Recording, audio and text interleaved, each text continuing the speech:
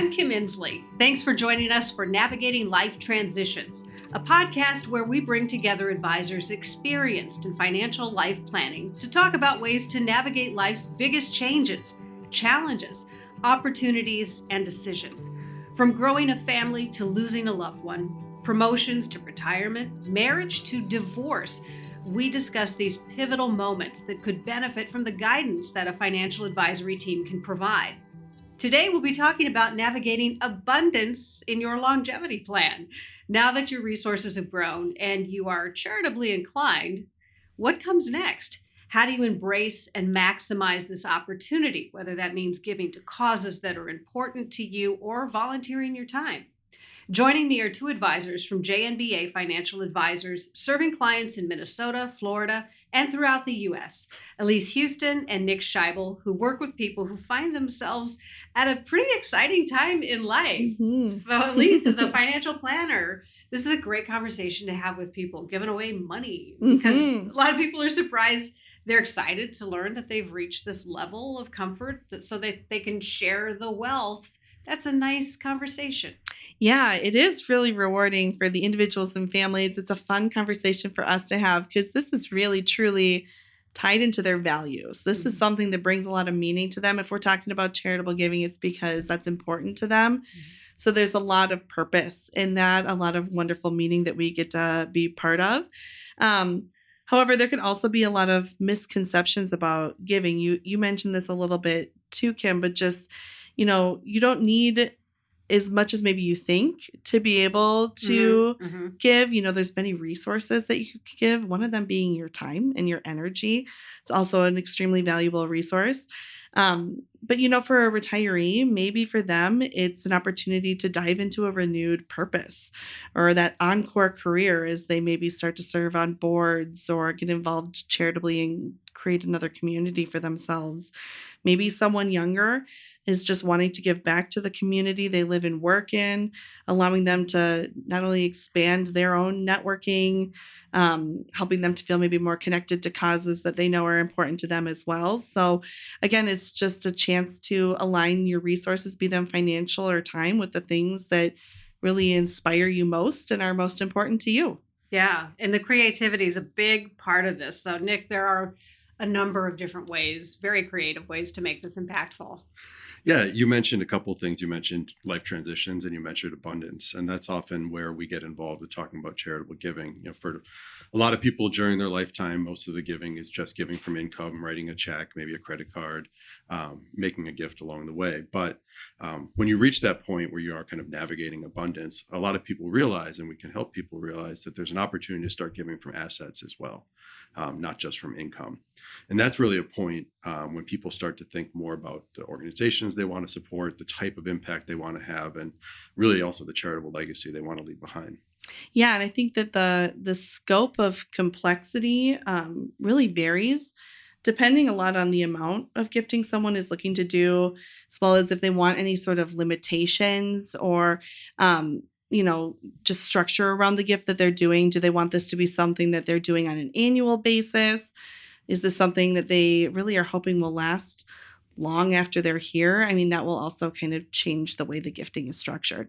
So a foundation that goes on for years and years. So from the financial perspective, there are a lot of things to consider. So Nick, what are some ways that you've helped clients with charitable giving outside of just writing the check?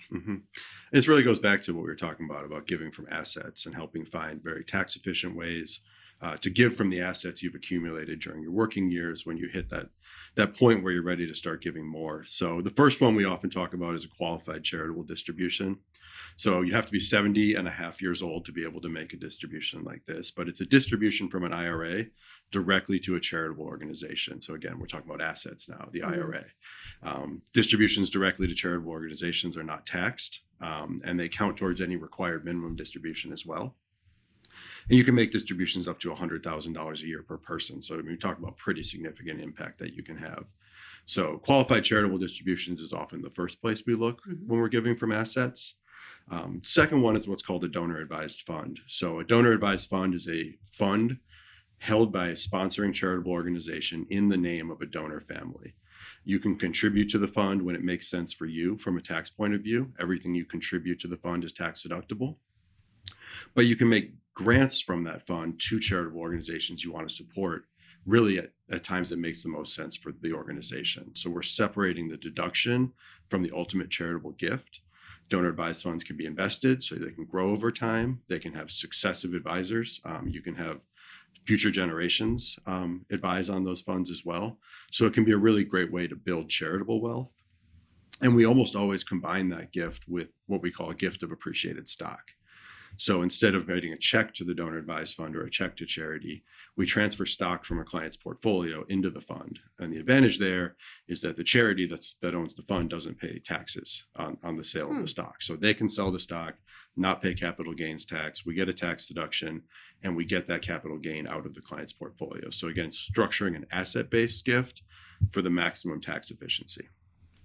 So Nick, the donor advised fund, so if I understand it, is it a fund that the charity owns, or you, the family, whoever owns the fund, and you get to decide? Mm-hmm. It's its own entity? So legally, the charity owns the fund, and that's the important part, because you got a tax deduction when you made the gift.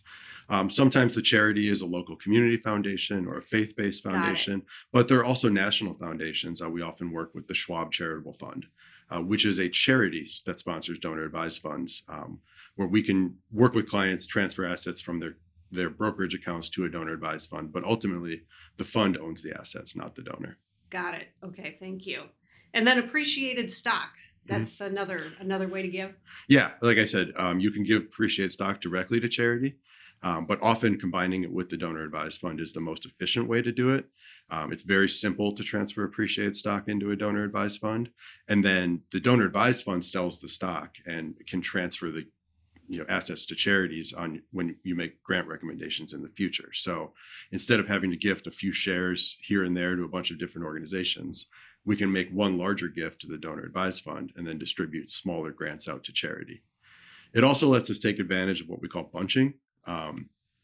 It's an opportunity to, a lot of people don't itemize their deductions on their taxes anymore. So people might be giving charitably throughout their life, but at this point aren't getting much of a tax benefit for it. With what we call a bunching strategy, we can contribute a larger amount to a donor advised fund in 1 year, take advantage of the ability to itemize that deduction, and then make grants to charities over 3, 5, 10 years into the future. So it's, again, a way to maximize the tax efficiency. So many tricks. This is why you need a financial advisor. So you have a story about a family that was honoring a grandparent situation, inheritance? Yeah, it's a great way to kind of combine the tax part, which, again, you said there's a lot of ways to do it, and that's what we think about all day. But the really important part is giving to charity. I mean, that's what really matters here. The tax benefit is nice. So I work with a client family that a few years ago, so there's 2 brothers actually, and their parents had both passed away. And when their mother passed away, she was the second to die. They decided that they had inherited a modest amount of money, but that they wanted to create a family donor advised fund in memory of their parents. Their parents have been very active in the community, engaged with a number of local charities, and had really inspired that same focus on giving in their children. So they established a donor advised fund. They each put a portion of their inheritance into it, but they also invited their children and grandchildren to participate. So the family each year, anyone who feels that they have the ability to make a contribution into the fund can, and they all know, how to make the gifts. And then once a year, the whole family gets together, usually around the holidays, and each family member can come with an idea of an organization that they think would honor their family's legacy. They talk it through. They usually give away $20,000, $25,000 a year from this fund that's now invested and will grow. So it's a really great way to pass on the value of charitable giving, to get family engaged. The donor advised fund is just the vehicle, right? What really matters is that conversation around that table and getting together as a family to have that impact and honor that legacy. And then the kids can see part of that conversation as well and learn. Yeah. Exactly. And I think that's when, sometimes in addition to the donor advised fund, when thinking about even maybe some larger gifts that people are wanting to make, maybe they want to include other family members, things like that. There are some other more complex options that you could explore, maybe an endowment, family foundation, multi-year commitments. Those are common, inquiries or questions that we get from families who are maybe wanting to structure more complex gifting. But really, those are good conversations to have with your financial advisory team as well as your estate planning attorney, just to really think through what structure is going to make the most amount of sense. There's complexity and maintenance with all of them. So understanding the pros and cons to find the structure that fits best for your family is important. And again, I know we mentioned this before, but the charitable donation, it might not be a financial gift, and that's wonderful too.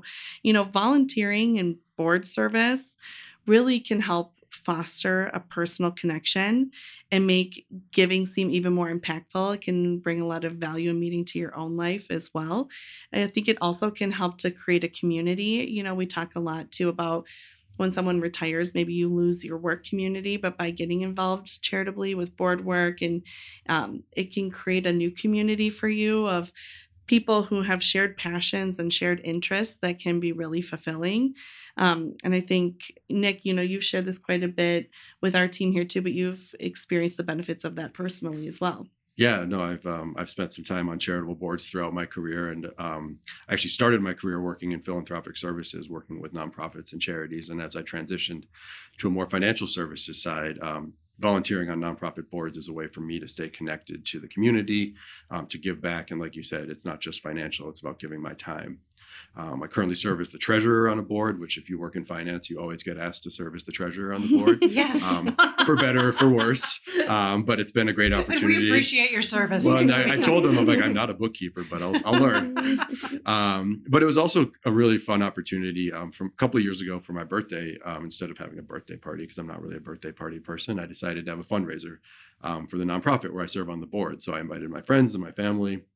We actually all got together at a brewery, and we did some trivia, we had some contests, and we all raised some money, and we were able to raise a few $1,000s.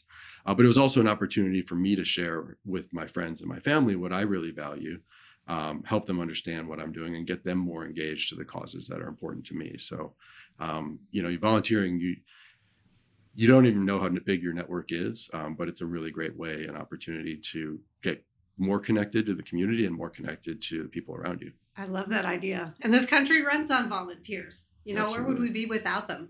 So how ways to help people think through this? If you're just realizing, or, it's just on your radar right now, how do you start to break it down, Nick, and form that actionable plan to give? Yeah, if you're giving from assets, that's great. And a lot of, we're fortunate to work with a lot of people who've reached that level of abundance. But even if you're just giving from income and you're trying to give back with what you can, one of the things we really recommend is making a budget for your giving. We all get asked a lot. I just talked about how I asked all my friends, but of course they ask me too. And maybe they're doing a bike ride for charity, or maybe they're doing some other type of fundraising event. And you want to support everything. No one wants to say no, but we all have limited resources. So one thing we recommend is creating a budget at the beginning of the year. You can put in there the organizations you want to support, the larger gifts you want to make. And I think it also makes sense to set aside an amount for when people ask. So you can say, I have, this amount, this percentage of the amount I'm going to give this year is going to be to things that people want me to support because it's really important to them, whether it's my friends or my family or my coworkers.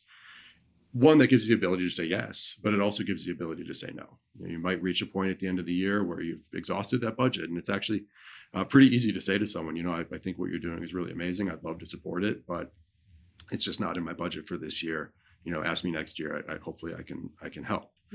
So establishing that budget at the beginning of the year just gives people a framework, and we find more of the money will go to the things that are really important to them.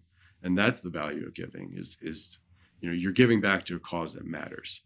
So that's the other question that comes up is, what should I give to? That's a hard part, right? It's the hardest question to ask, and there is no answer.